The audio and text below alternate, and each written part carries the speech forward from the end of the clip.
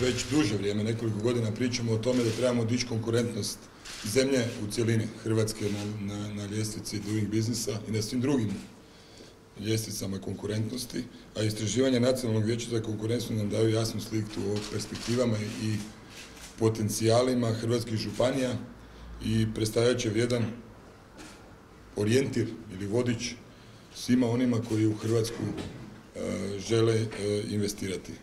U predstavljenim rezultatima, prema kojima su prve 4 najkonkurentnije županije, se nalaze 2 na kojem su čelu župani Hrvatske narodne stranke. Na drugom mjestu Varaždinska županija sa županom Štromarom i na 4. mjestu Međimurska županija sa županom Posavcem, govore i potvrđuje kvalitetu HNS-ove politike, HNS-ovih župana i daju čvrstu sliku kako u Hrvatskoj pod istim zakonima, pod istim uvjetima konkurentnosti postoje oni koji rade svoj posao za građane i za investitore i poduzetnike i zapošljavaju ih i daju im potporu i postoje oni drugi koji rade nešto drugo, a se vrlo često znaju žaliti na to kako im valjda centralna država to onemogućuje. Ja ovdje želim prvenstveno čestitati kolegama i Štromaru i Posavcu. Ponosni smo na njih, ne samo na njih, nego na sve njihove ljude, suradnike, koji su očito prepoznali kako se i u današnjim uvjetima, teškim uvjetima poslovanja u Hrvatskoj može napraviti vrlo dobar posao. I podsjetit ću vas na još jedan hvale vrijedan rezultat HNS-ovih dužnosnika, a to je prije nekoliko mjeseci smo ovdje imali tiskovnu, kada je grad Ivanec od Financial Timesa uvršten u 10 malih gradova Europe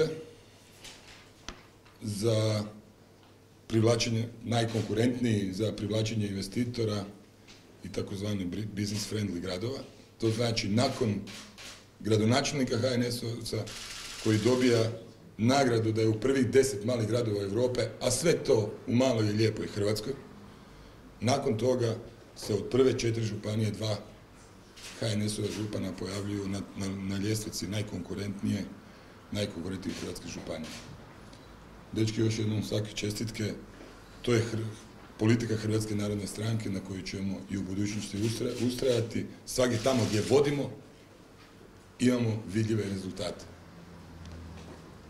A pogledajte rezultati najzaostalijih županija i koji ih vodi već dugi niz godina. Najprije bih rekao da je ovo jedan jako bitan dokument, regionalni indeks konkurentnosti, koji govori o svim dobrim stranama i svim manama naše konkurentnosti od županija, ali i Republike Hrvatske prema van. U tom dokumentu i piše što su sve zadovoljile ove najkvalitetnije županije da bi bile prve, pa evo Varaždinska županija, mogu reći i pohvaliti se, od 100 i nešto parametara da je kvaliteta usluga lokalne uprave poduzetnicima prvi smo. Da smo prvi po komunikaciji i suradnji lokalne samouprave i poduzetnika. Zatim da naša poduzeća su prva u još mnogo stvari, ali ove su najbitnije. Korištenje sofisticirane proizvodne tehnologije, zastupljenost proizvodnje više dodane vrijednosti, ulaganje poduzeća u istraživanje i razvoj, suradnja poduzetnika sa sveučilištima i institutima, korištenje suvremenog marketinga u poduzećima, ali i odabir menadžera prema kvaliteti, a ne prema rodbinskim vezama. Mislim da u našoj županiji postoji okruženje koje omogućuje poduzetnicima širenje i u stvari indeks konkurentnosti govori o tome da mi stvaramo okruženje koje potiče konkurentno poslovanje poduzećima. Mislimo da je to i najbitnije i da je to posao politike na lokalnom nivou. Mi ćemo i dalje raditi na tome, analizirat ćemo taj indeks konkurentnosti, imamo i nekih mana i to se da popraviti, naravno u suradnju sa Vladom Republike Hrvatske, sa svim ministarstvima, a posebno sa Ministarstvom za regionalni razvoj. Dakle, za nas u Međimurju ovaj rezultat nije ništa novo jer smo mi uvijek u vrhu od kad se zapravo i ovaj indeks konkurentnosti mjeri. Naprosto naše gospodarstvo i u ovih proteklih 6-7 godina, kako govorimo da je u Hrvatskoj kriza, bilježi pozitivne trendove, ukupne pozitivne trendove.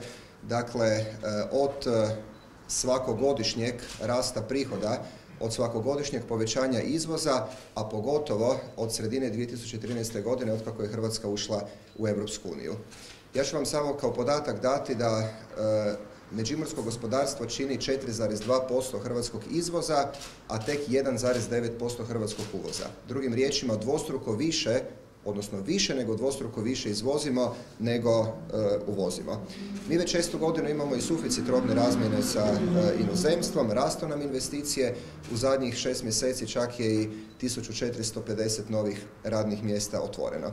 Što radimo i zašto je to tako? Prije svega, vjerojatno smo najefikasniji u izdavanju dozvola. Dakle, ovo o čemu govorimo kao možda najveći problem prilikom investicija i domaćih i stranih u Hrvatskoj oko efikasnosti javne uprave, kod nas investitor koji dolazi otvarati tvornicu, otvarati nova radna mjesta, sad nam je rekord 7 dana.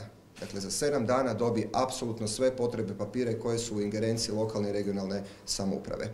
Imamo razrađen takozvani post-investment care, dakle, pratimo investitora i nakon završene investicije. Imamo situaciju gdje je niz investicija austrijskih i njemačkih investitora koji izgrade tvornicu i onda nakon godinu dana šire svoje pogone, zapošljavaju nove ljude jer su naravno se u tih godinu dana uvjerili i u kvalitetu radne snage i u kvalitetu finalnog proizvoda. Jednako tako imamo e-građevinske dozvole, dakle građevinske dozvole online. Imamo sustav županije bez papira gdje u svakom trenutku, upravo zbog transparentnosti, je svatko online može provjeriti od trenutka njegovog dopisa koji je predan, tko ga rješava i u kojem roku. Sufinanciramo kamate poduzetnicima na kredite, sufinanciramo sajmove i preko obrtničke komore i pojedinačno. Naša razvojna agencija je također maksimalno kao servis svim poduzetnicima, obrtnicima lokalnoj upravi. 150 projekata, 31 milijun kuna teških je realizirano i eto, krajem prošle i ove godine doista naši poduzetnici dobivaju niz bespovratnih potpora, ne samo od države, od resornih ministarstava, nego direktno od Europske komisije. Evo, jučer je stigla jedna nagrada za inovativnost oko jednog projekta geotermalnih izvora i na bazi toga investicije.